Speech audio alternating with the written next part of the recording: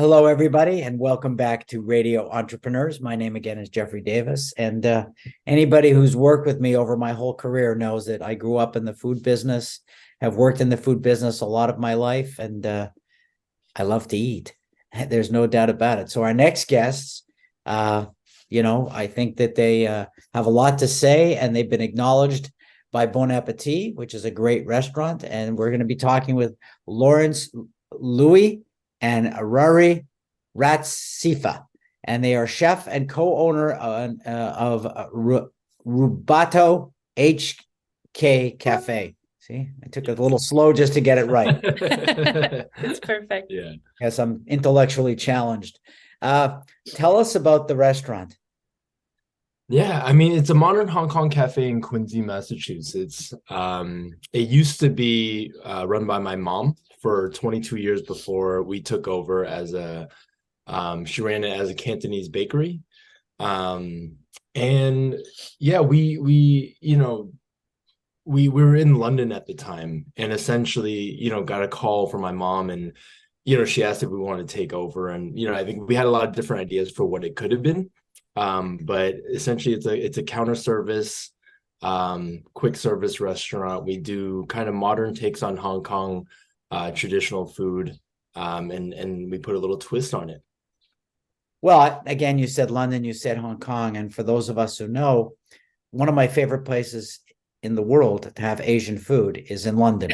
It's true. Mm-hmm. Very good taste. Yeah, because there's a lot of Hong Kong chefs, and Hong Kong chefs are historically at a different level than, let's say, mainland China chefs. And I know that. And so you have the real gourmet chef. So have you been a surprise to the marketplace? Wow. Yes, yeah. I would say 100%. I don't think people, so if we're situated slightly outside of Boston in Quincy, and I don't think people were waiting or thinking that we were going to open this type of restaurant in a more traditional area. If you go around, it's more like traditional Asian food, traditional Chinese foods. And then we kind of came in with our big green doors and our yellow inside and all of that. So I think people were pretty surprised. And also talking about Lawrence's level of chefs and cooking. You could get a pretty high-end level, and we make simple, authentic, I think, food. Yeah, I mean, I think the beautiful thing about, obviously we'll say this, but it's the beautiful thing about, I think, Rubato is that, it's honest food. I think the menu really touches on my experience as like a Chinese American, and I've cooked in really nice restaurants for the last 10 years, but it's taking those skills and kind of applying it to food that that I grew up on, and food that I want to cook that's meaningful to me as growing up Chinese American. And so in the city there's not much, there's nothing like what we're doing, and I think there's different reasons for that, but it's I think it was fairly risky. I think when we were talking about it, it was kind of like, is this going to work? And we don't know, right? Like, we're not sure. There is no like place where like, oh, it's going to be like this. So a lot of it was kind of like, let's just like go with something fairly unprecedented and see where it goes. And I think I know for me, I'm always looking for a real chef owner restaurant, that gourmet boutique kind of small restaurant cooking versus a food hall. That's not that's not my favorite style of cooking, formula foods. Now you're not doing sit down, you're doing counter takeout, correct? Well, yeah, there's nine counter seats, so it's all first come first serve. So it's not full service. Like, we don't have waiters, we don't have reservations, none of that. But it's a mix, as many people like to sit. It's like a really we had architects help us with the space, Sapid Studios. Which are my they're Yeah. my childhood best friends. Yeah. I've known them for over 20 years back in Switzerland. And then once we had the project, we're like, we need to call them because her and her husband are phenomenal. So that's how we kind of came up with. But yeah. So I mean, the space is beautiful. They did a great job on it, and so people like to sit, but it's like 450 square feet in the dining room. So that includes like, you know, the cashier, the cafe, the steam tables, and all that. So it's not a lot of room, but think of it. It's not a sit down, but it's a casual like dining experience where people can just come in, talk, and go. That's how I would say. And what are your hours? We do Wednesday to Friday, 8 to 4 p.m. And then Saturday and Sunday we do 9 to 5. So it's all breakfast and lunch. That's good. Now tell me a little bit about both your backgrounds, so I get your journey to what you've created here, your child. Yeah. Do you want to start? I feel like I have a pretty typical background. I went to undergrad school for business, and then did my grad degree in international marketing and advertising. I've worked in client-facing spaces for, I would say, like most of my career until now. Right now, I'm a senior client success manager in a software company, so work in tech. And I co-own, as you know, Rubato with Laurence, where I oversee everything marketing. So my role is really to represent Laurence as image to the world, as well as Rubato as the brand to the world. She makes me look good. That's what it is. Good marketer.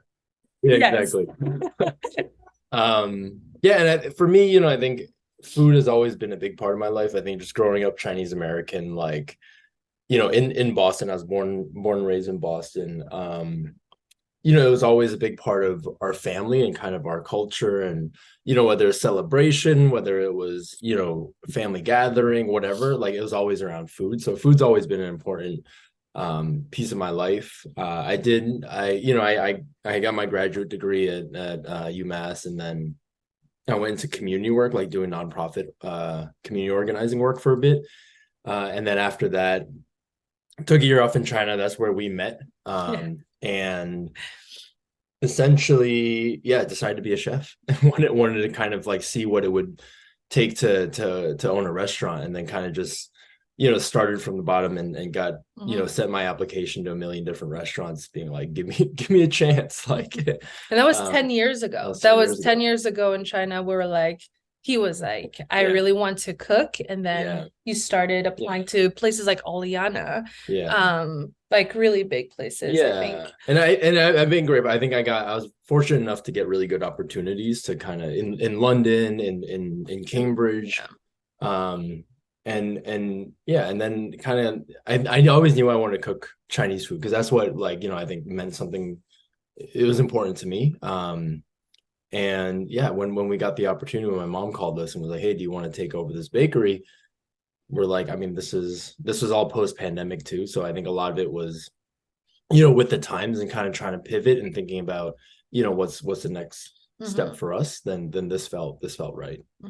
And then we gathered forces. We gathered like our friends, like friends that are really good in specific areas. Like his best friends is in finance and economics. My friends were in architecture and design. And I think just having all these minds together, me marketing and Laurence, a chef and creator and entrepreneur, just kind of made Rubato where Rubato is now today.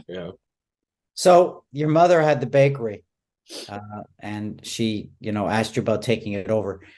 When did you first have ambitions to being a restaurant entrepreneur? I mean, I think it was since the very beginning. I think it was the idea. I mean, everyone, I don't know, I feel like a lot of people have this kind of dream. Like, I've heard a lot of people be like, oh, I want to like retire and open a cafe, or retire and like open a restaurant. I think people quickly realize how much work it is and how difficult it is. And 24/7. Yeah, I mean, you know, right? So if your wife has these restaurants, it's like it's just anything that happens, you're the bottom line, right? And like, you know, I think it's an intense kind of lifestyle, and so I'm grateful for my past self to kind of take the long road and just like get a job to do it.